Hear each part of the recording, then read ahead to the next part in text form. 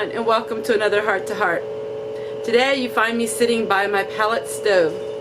It's a blustery, windy day today, and the temperatures are only in the 30s. But my pellet stove is able to heat my 1,000 square foot house really warm. In fact, people make fun of me all the time for having such a warm home. I want to introduce myself to you. My name is Teresa. It seems kind of funny to introduce myself to you after being on the internet and being on YouTube for almost 2 years. But today I'm going to share with you a little bit who I am and the name behind Homestead Tessie. I'm going to start from the very beginning, and we're going to have just a little bit of a summary of my life up until now. This way you can understand me a little better and get to know me in a very intimate way that you wouldn't have known before. You've heard my story about my birth, and you know the story that my mother died 48 hours after I was born. And most of you know that I was adopted. I'm going to share a little bit about my home life, and then I'm going to share a little bit about my life that I've created here. The people who adopted me, which I call my mother and father, my mother was a very strict woman. They grew up very plain Mennonite. And it has been brought to my attention that a lot of people don't quite understand what I'm talking about when I say Mennonite. You know, my own little world, this was my world, and so I just assumed everybody knows what it's like. But I'm realizing that the world is so big and there's so much in the world that a lot of people don't understand some of the terms I use. My mother and father grew up very plain. In other words, my mother wore covering and cape dresses. The cape dresses were the kind of dresses that they had looking what was a cape. It was all sewn together, but it was two different layers. My grandma, my grandpa, all of my ancestors grew up this way. And so did on my husband's side of the family. We grew up in similar situations. Mennonite comes from the word Mennonite, and it was a group of Anabaptist people that were fleeing persecution in the European countries, and they came to America to settle and have their own way of living and their own beliefs without persecution. So that's where the whole word Mennonite comes from. And I welcome all of you to look up the word Mennonite and Mennonite. Then you can hear a little bit about my background. But before I was born and before my parents adopted me, they no longer were in the Mennonite church. The Mennonite way of living was a very rigid way of living. It was very doctrinal. There was a set of rules and laws. And my parents were seeking a way that they could worship their Lord in more of an open way and not have all the rules and regulations that come with some types of religion. The Bible was not based on any religion. It was based on Jesus and based on the Word of God. But so many times we find ourselves in little groups here and little groups there because that is how we were raised. And so when I say about being a Mennonite girl, that is because even though my mother no longer wore the covering or no longer wore the cape dress, so many of her values came from her childhood, and they were passed on to me. You know, so much of our childhood affects our adulthood, and the memories and the traditions of my childhood affect me to this day. Mother was a stay-at-home mom. All of my ancestors were stay-at-home women, and they believed strongly about women staying at home. I don't hold as strong of opinion as what my older ancestors did.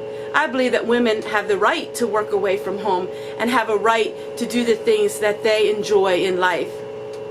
But I grew up with a different mentality. I grew up in a very structured home. I also grew up in a very home that was very sheltered. When I mean the word sheltered, this is what I mean. My mother never was out in the world. She never was out working away. When I would come home from school, my mama was always there.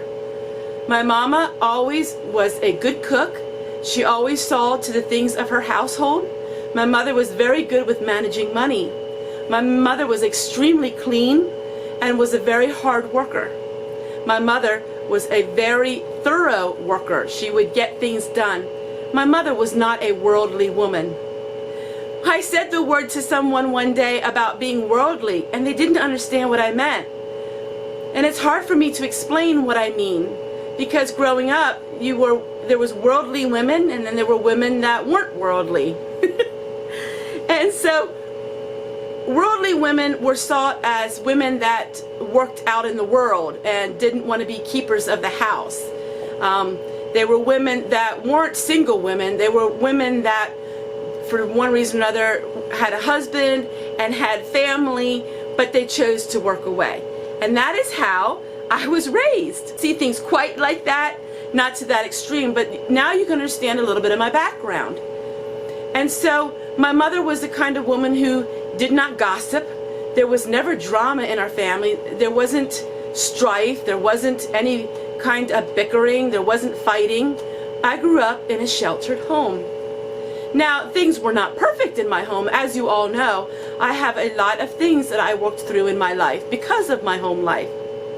But my home was perfect in many people's eyes because I had such a strong, structured home. So it's understandable that as soon as I reached the age of thinking of being married, I got married and I wanted a family of my own. So at age 17, was very young, I got married, and I've been married ever since to the same man. And I think a lot of it stemmed from being adopted. It is a standard thought that you want to create your own family. A lot of times when people are adopted, they don't feel like they fit in quite because they are so different than the adopted parents that they have. That's just a standard way of thinking. Not everybody thinks that way, but a lot of adopted children do, and I felt the same way. I wanted to create my own family. I wanted to create my own life, and where I fitted in perfectly, and I do, and I did. So by the age of 19, I had 3 children, and I have 3 children today. My children are all married, and I have grandchildren. So that is my background, and a lot of times I feel like there is such misconceptions about, women who stay at home or women that always stayed at home and aren't out in the world, that they're naive or they're not as intelligent. I never really liked school. By the age of 23, my daughter was in kindergarten, and she had a very plain Mennonite teacher that was a librarian. And one day I was looking at some books, and she said, "Teresa, would you like to take some home?" I think she understood that I was a really young mom, and I think she just wanted to enlighten me in the world of reading. And I took books home. I became very educated by reading books. So while school didn't really educate me a whole lot, I learned from 23 on about the love of reading and reading about history, geography. I love reading about nonfiction. I don't read anything fictional.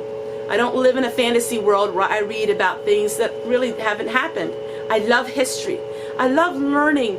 I love growing every day. And that is why I seem as a teacher sometimes on my videos, because when I learn something, I'm really excited and I want to teach everyone about it. I've had a few women in the past have asked me about my lifestyle, and they are quite confused by it because to them this is unusual. To them it's strange to have a woman that's never worked away from home and is the head of my home, and he has always been that way. My husband makes decisions when it comes to financial things in our life, and my husband makes decisions when it's real big important things in our life, but he sees me as a helpmeet.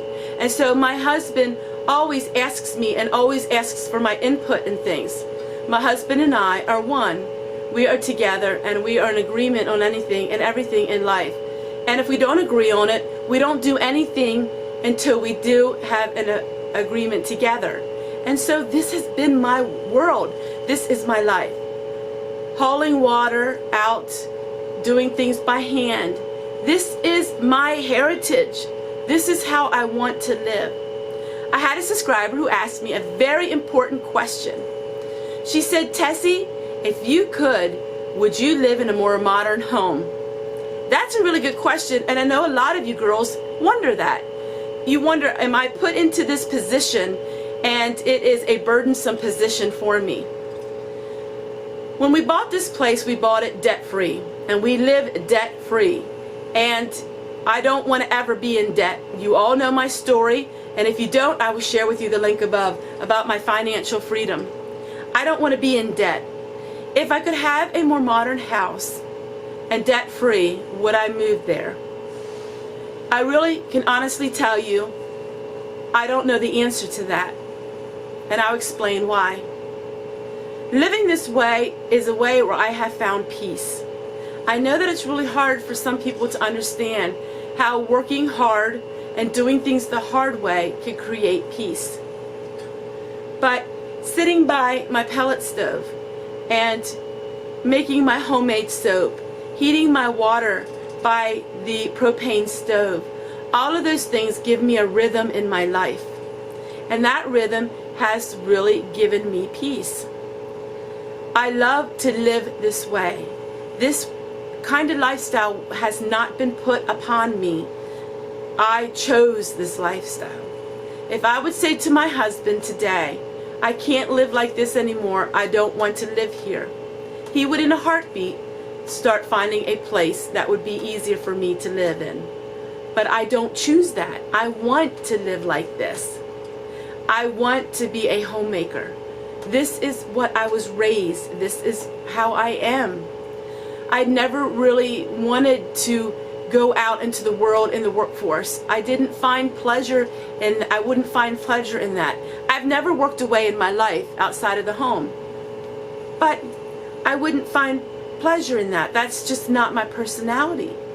I have siblings that are very much into creating work outside of the home and creating that esteem of, you know, making that kind of money and working away. That's just not my makeup. It's not the way I was raised. It's just not the way that I choose to live. So it's funny because, you know, my siblings and I have two sisters and a brother.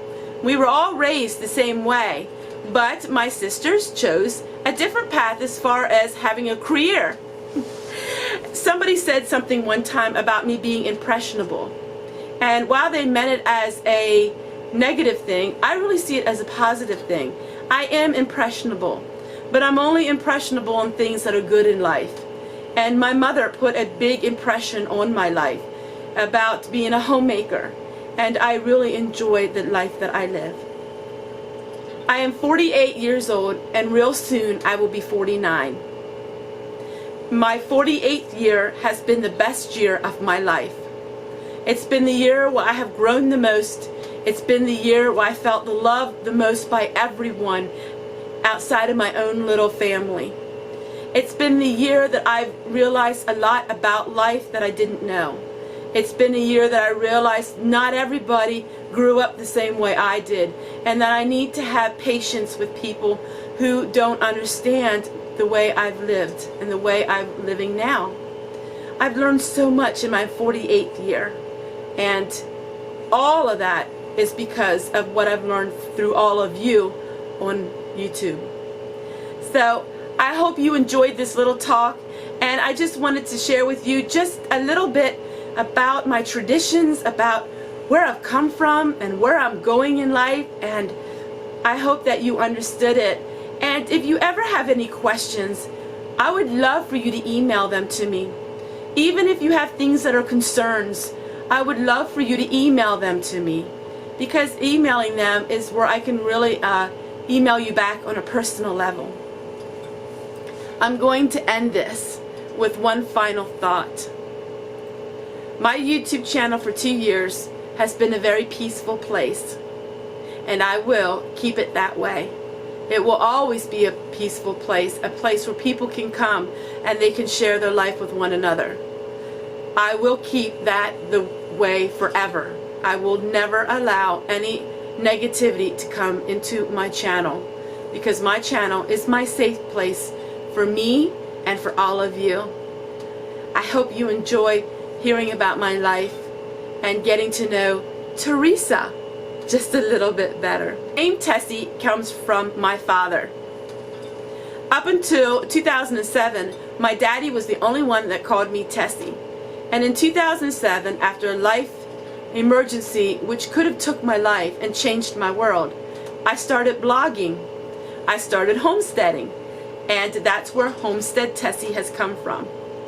Different times in the course of this last year, I've been told to change my name because having the word homestead, YouTube doesn't really like to promote that. And I'll be honest with you, I was tempted many times. Should I change my name? In fact, I even changed my name for about 10 hours, a long time ago. But you know what? It all comes down to what I believe. And that is, I am Homestead Tessie. That's just who I am. I will always be that. And no name is ever going to change. So take care, everyone, and we'll see you guys tomorrow. And stay warm wherever you are. And those of you on the West Coast, you're one lucky people, because it's getting cold here on the Northeast and we already had our snow. Take care, everyone. Bye.